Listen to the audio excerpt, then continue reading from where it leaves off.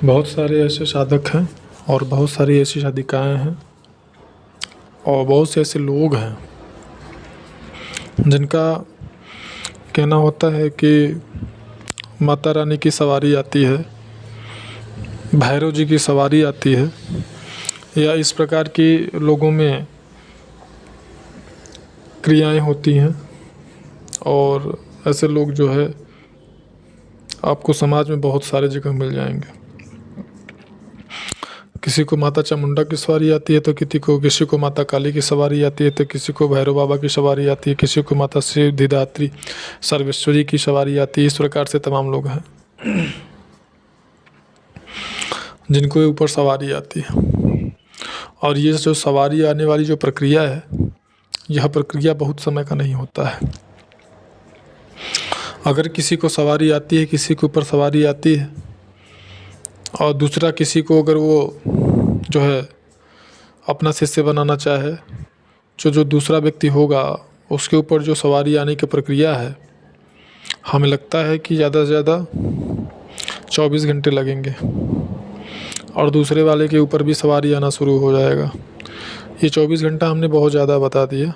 हो सकता है कि घंटे ही 2 घंटे की जो है पूजा पाठ की विधि में, प्रक्रिया में दूसरे वाले व्यक्ति के ऊपर भी सवारी आना शुरू हो जाए। तो यहाँ पे जो समझने की बात है, लोगों की जो जिज्ञासाएँ होती हैं, ऐसे लोगों के पास लोग अपनी तंत्र मंत्र भूत प्रेत इत्यादि से संबंधित समस्याओं का समाधान के लिए जाते हैं। अगर किसी व्यक्ति के शरीर में कोई बुरी शक्ति आ जाती है तो व्यक्ति उस बुरी शक्ति के भार को बर्दाश्त नहीं कर सकता है। वह अगर 2 रोटी खाता है तो हो सकता है 25 रोटी खा जाए। और जब वो बुरी शक्ति ख़त्म होती है उसके शरीर से, तो ऐसा लगता है कि जैसे उसके शरीर में जान नहीं है, शक्ति नहीं है, सामर्थ्य ही नहीं रह गई, उसके शरीर की पूरी शक्ति किसी ने चूस ली हो। अब ऐसी परिस्थिति में अगर किसी व्यक्ति के ऊपर आदि शक्ति की सवारी आ जाए तो क्या हो सकता है? किसी के आंशिक अंश मात्र में अगर किसी को उनकी जो है शक्ति प्राप्त हो जाती है तो फिर वह ब्रह्मांड में पूजनीय बन जाता है। समस्त लोकों में 14 लोक आप कह सकते हैं। और ऐसी आदिशक्ति का अगर किसी के ऊपर सवारी आ जाए तो फिर ऐसे व्यक्ति को क्या लगता है, क्या उसका स्थूल शरीर उनके भार को, उनके तेज को बर्दाश्त कर सकता है? और स्वमेव स्वविवेक से निर्णय का यह प्रश्न है। अब बात करते हैं कि जिसके ऊपर सवारी आती है, ऐसे लोगों की यह दिक्कत होती है, परेशानी होती है कि वो जब किसी चीज़ को बताते हैं किसी को, तो उनकी कही गई या बताई हुई जो बात है वो सदैव जो है गलत सिद्ध होती है। मतलब 100% अगर 100 बात किसी को बता रहे हैं तो उसमें से 97 बातें झूठी ही निकलती हैं।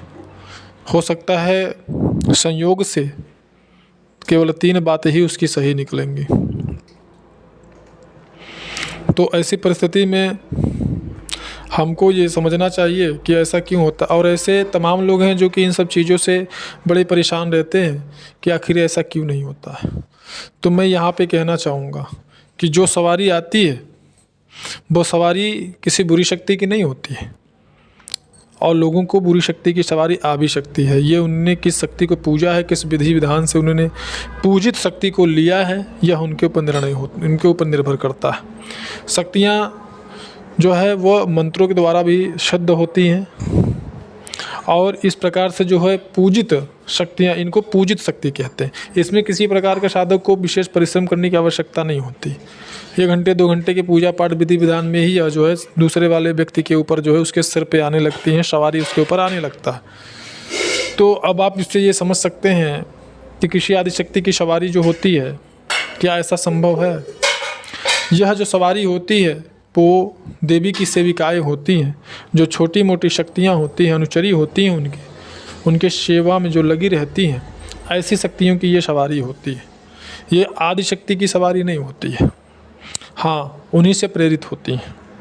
और इन शक्तियों के प्रयोग से कभी भी प्रकृति के विधान में आप दखलंदाजी नहीं कर सकते हैं। छोटी मोटी समस्या है, प्रेत बाधा है, तंत्र बाधा है, इन सारी समस्याओं का आप समाधान ज़रूर कर सकते हैं।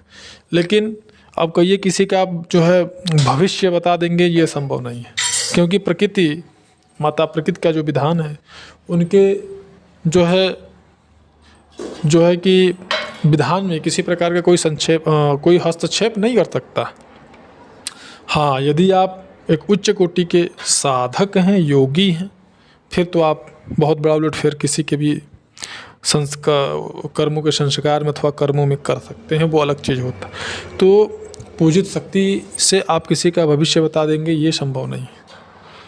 तो इसके लिए बिल्कुल साधक को परेशान नहीं होना चाहिए और उन्हें जो है अपनी साधना में लगे रहना चाहिए और खुद परिश्रम करना चाहिए, मेहनत करना चाहिए।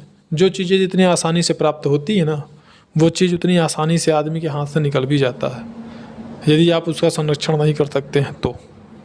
धन्यवाद।